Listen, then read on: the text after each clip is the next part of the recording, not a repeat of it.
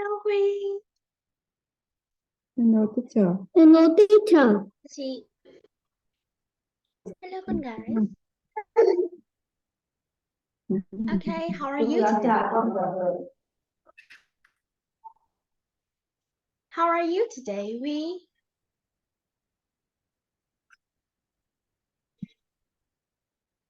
Huy ơi, can you hear me? Con có nghe thầy cô không? Happy. Yeah, you happy? So, have got dinner? Con đã ăn tối chưa? Chưa. Oh, chưa, okay. Thế bây giờ học xong rồi cô sẽ đi ăn tối con nhá. Okay? Yes. Yeah. Yeah, so I'm gonna share my screen so we can start.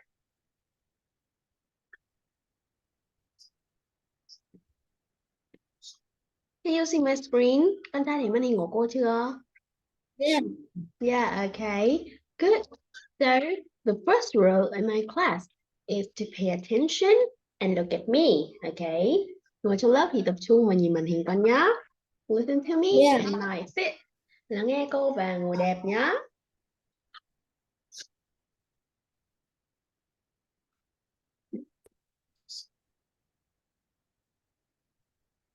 Now let's start.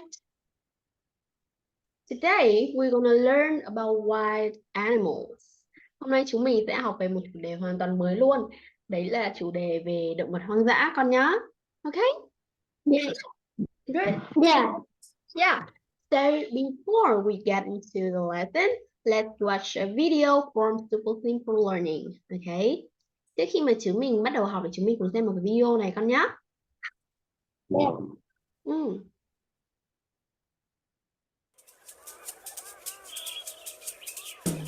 Stomp like elephants. Let's go to the zoo and stomp like the elephants do. Let's go to the zoo and stomp like the elephants do.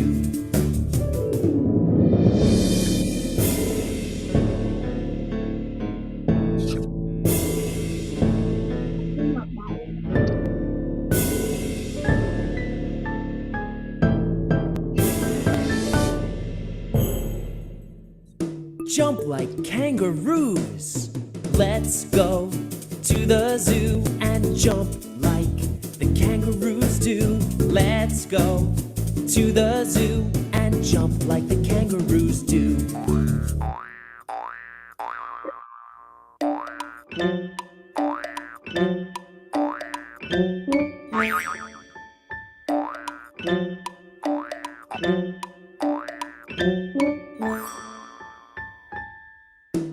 Swing like monkeys.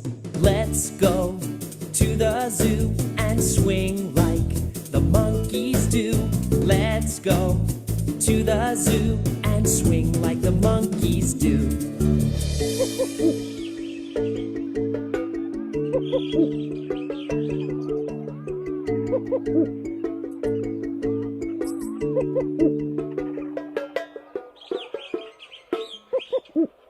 Waddle like penguins.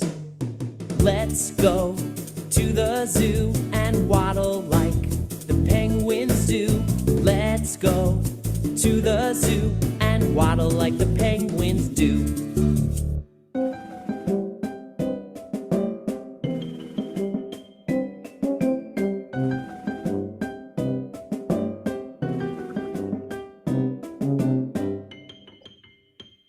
Slither like snakes. Let's go to the zoo and slither like the snakes do. Let's go to the zoo and slither like the snakes do.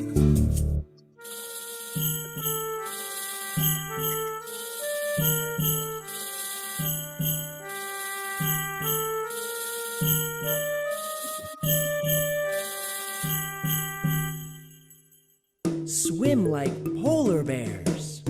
Let's go to the zoo and swim like the polar bears do. Let's go to the zoo and swim like the polar bears do.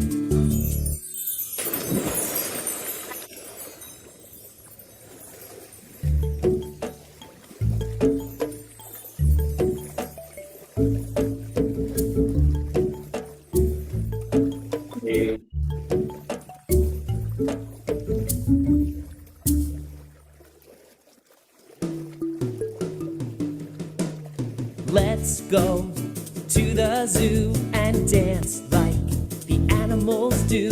Let's go to the zoo and dance like the animals do.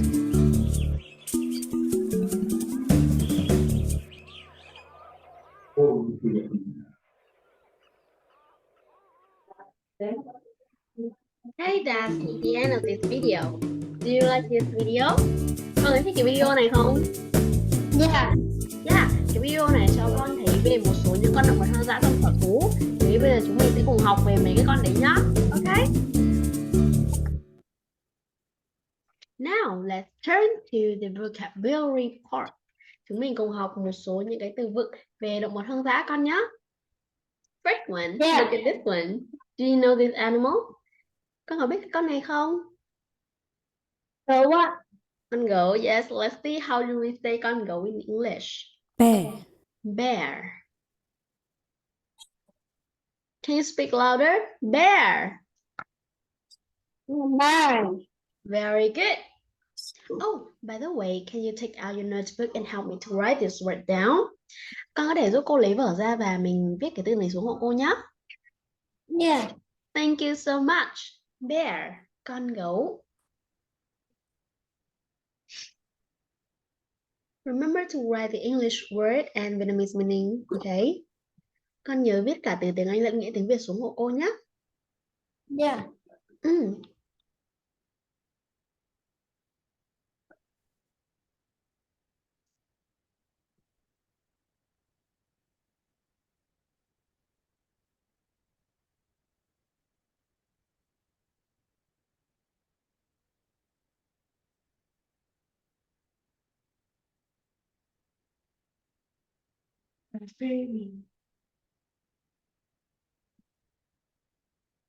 Have you finished? Con đã viết xong chưa?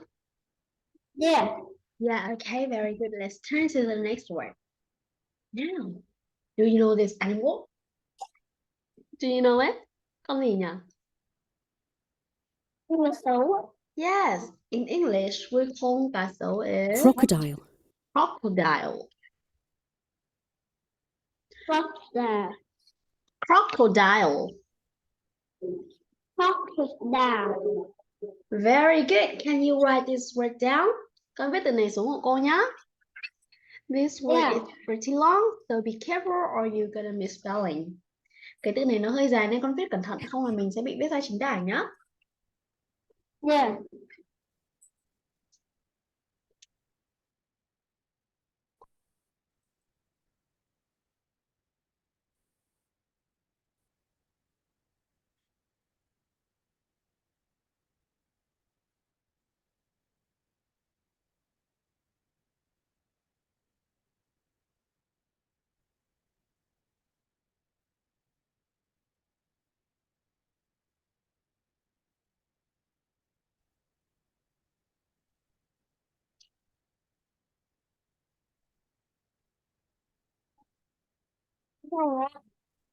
Okay, very good. Let's turn to the next word. Wow, look at this one. What animal? Con gì ta? Yes, con voi. We're gonna say that. Elephant. Elephant. Elephant. Elephant. Elephant. Very good. Can you write it down? Con viết xuống nhá. Elephant. Con voi.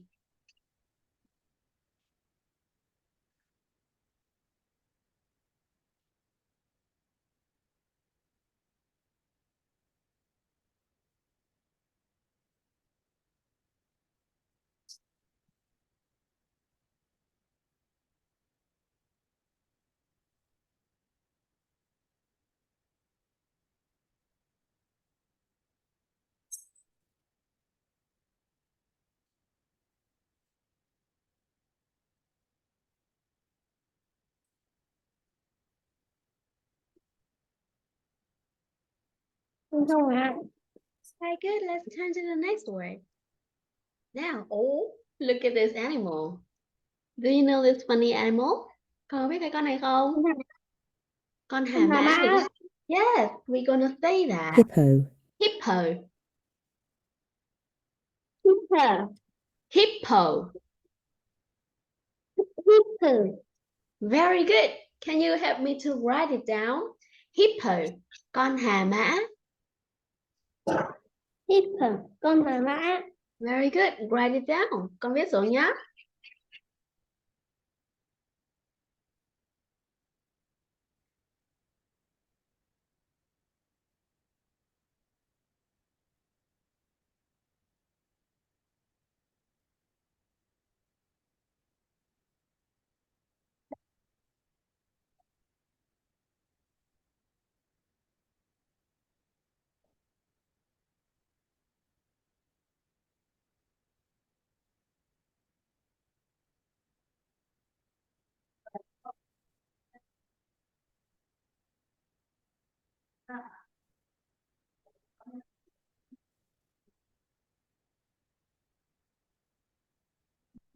Sao xong rồi ạ?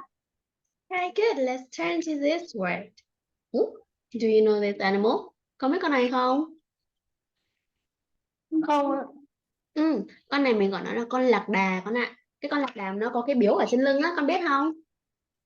Yeah. Yeah, okay, we say Camel. that. Camel, Camel. camel. Camel. Okay, camel là con lạc đà. Con viết xuống vào hộ cô nhé. Camel, con lạc đà.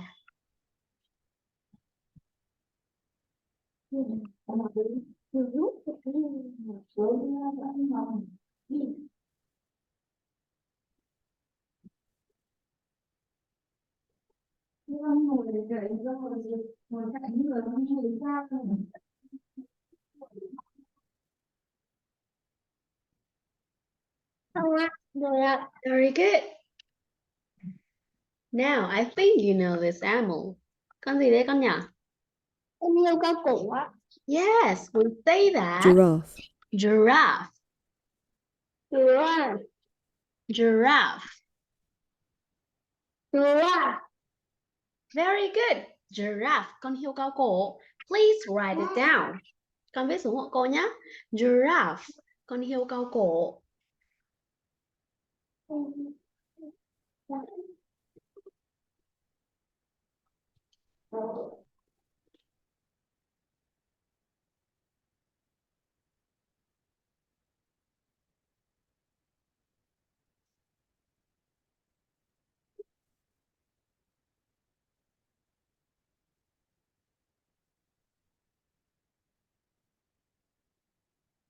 Xong rồi ạ.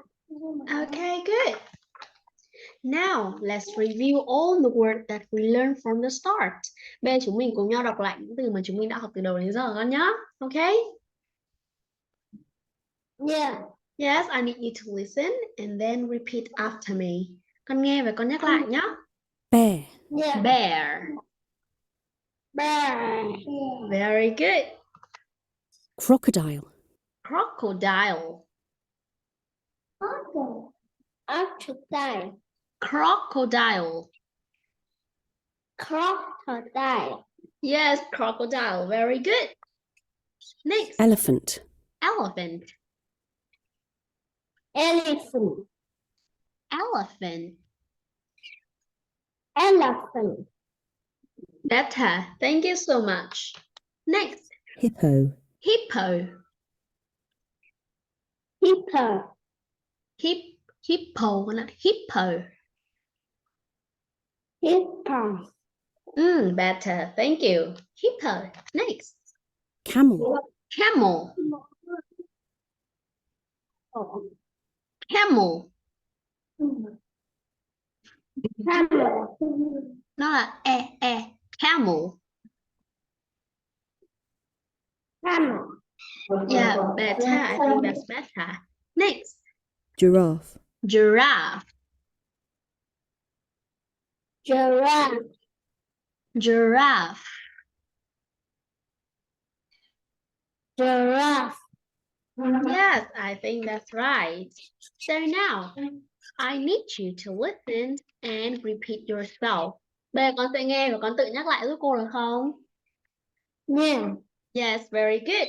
Bear. Bear. Bear. Crocodile. crocodile, Crocodile. crocodile, Yeah, crocodile. Elephant. elephant, Good sound. Very good. Hippo. hippo, Hippo. Good job. Camel. camel, Camel. camel, Yeah, good boy. Giraffe. giraffe, Giraffe. Great job. Marvelous. You did very good. So today, because we learned about wild animal, so we're gonna learn a structure to ask about your favorite animal, okay? Bởi vì hôm nay chúng mình học về chủ đề động vật hoang dã này, nên bây giờ chúng mình sẽ cùng nhau học một cái cấu trúc câu dùng để hỏi về cái con động vật yêu thích của con nhé.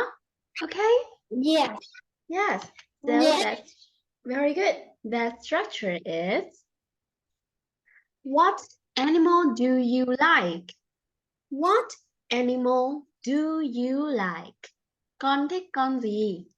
Con viết đọc câu này xuống nhá. What animal do you like? Ở đây con này. What animal do you like? Con thích con gì?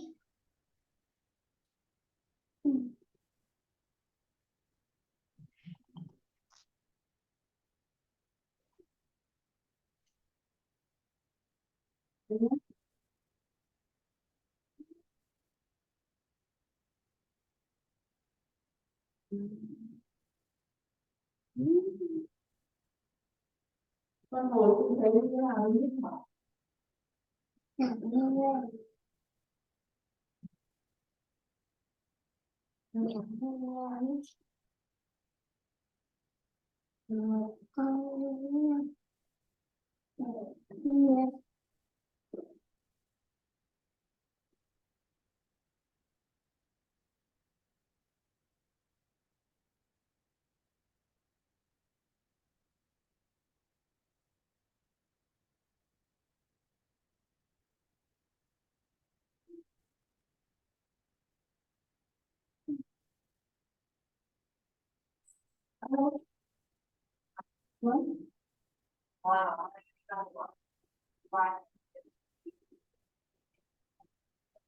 Have you finished? Con viết xong cái câu đấy chưa?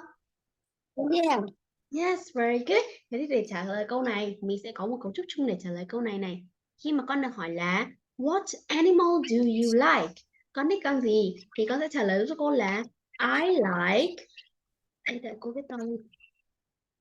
I like cộng với lại cả tên của cái con vật đấy nhá.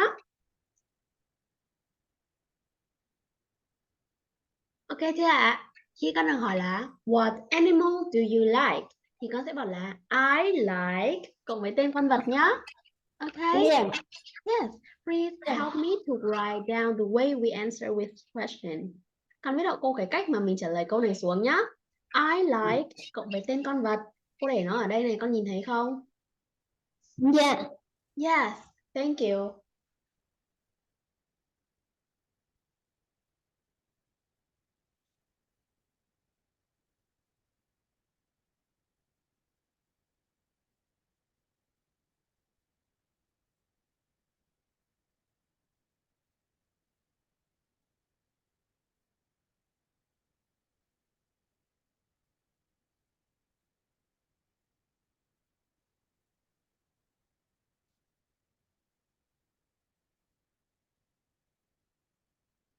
Okay, very good. So now let's practice to answer this question.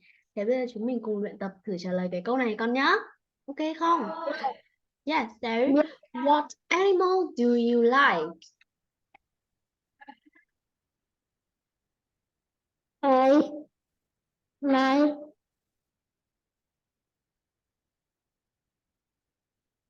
elephant. You like elephants. Very good. So, và con chú ý một chút của cô nhé, cô quên mất nói với con. Đối với cái câu trả lời này thì con nhớ là con sẽ phải thêm s vào phía sau cái tên của cái con vật nhá. Bởi vì đấy là con thích các con vật nói chung, đúng chưa? Thế thì mình sẽ Yeah. không nói là I like elephant mà mình phải nói là I like elephants.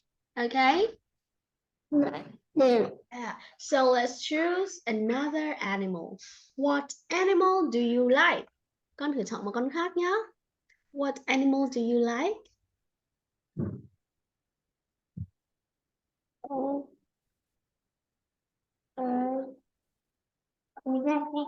Hip.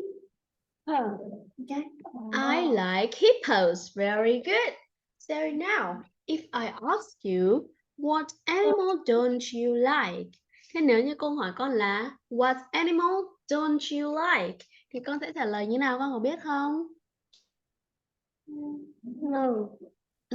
Nếu như câu hỏi con là what animal don't you like? Con không thích con gì? Thì con sẽ bảo với cô là I don't like cộng với tên con vật nhá. Ok chưa? Yeah. I don't like cộng với tên con vật. So, what animal don't you like? I I don't like. don't like bear. Okay, you don't like bears. Okay, I think this structure is pretty new for you, so let's write it down. Cái câu hỏi về về cái việc là con không thích cái con gì thì chắc là nó hơi mới nên là chúng mình sẽ viết xuống để con nhớ nhá. Yeah. What animals don't you like?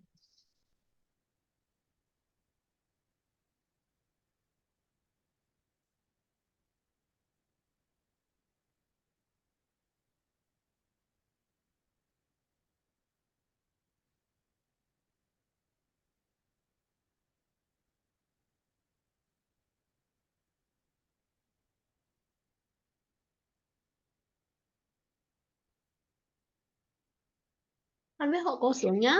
Khi con được hỏi là what animal don't you like? Con không thích con gì? Thì con sẽ bảo là I don't like cộng với tên con vật nhá. Yeah. Very good.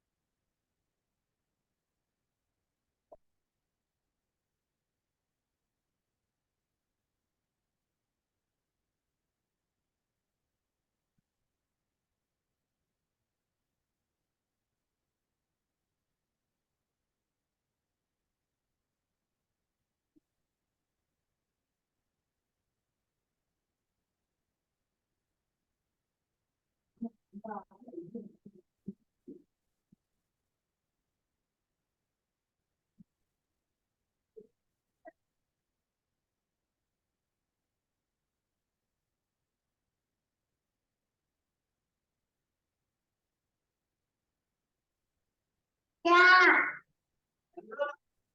Wow.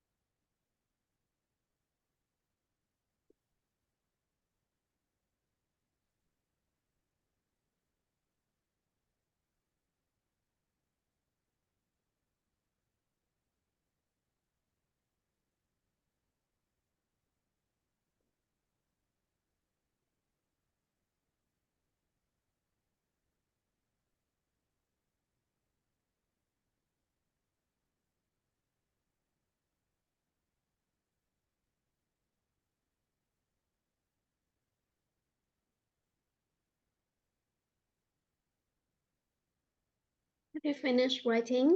Con đã viết xong chưa? Chưa. Thì con viết tiếp nhá.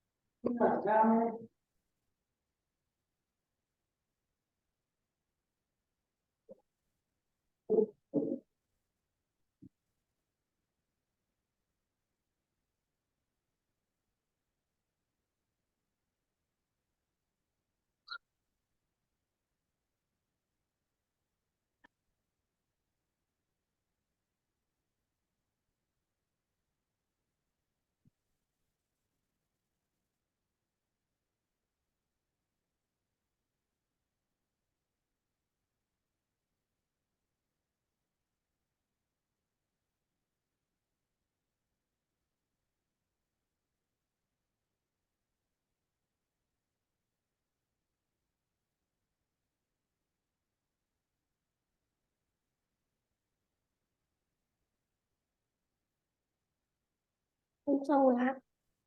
Okay, good. So let's practice.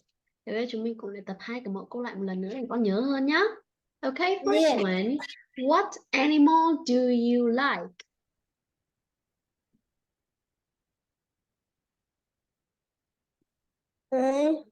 Là hippo. You like hippos, very good. So, what animal don't you like?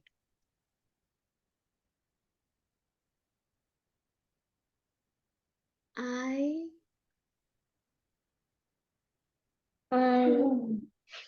Don't need. I don't like.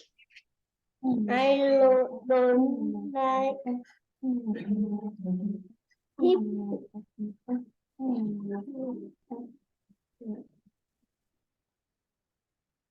I don't like what? You don't like bears?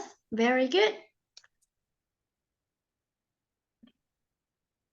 So now, I need you to look, read the word, and tell me the number. But before that, I'm gonna give you 1 minute to go to toilet and drink water.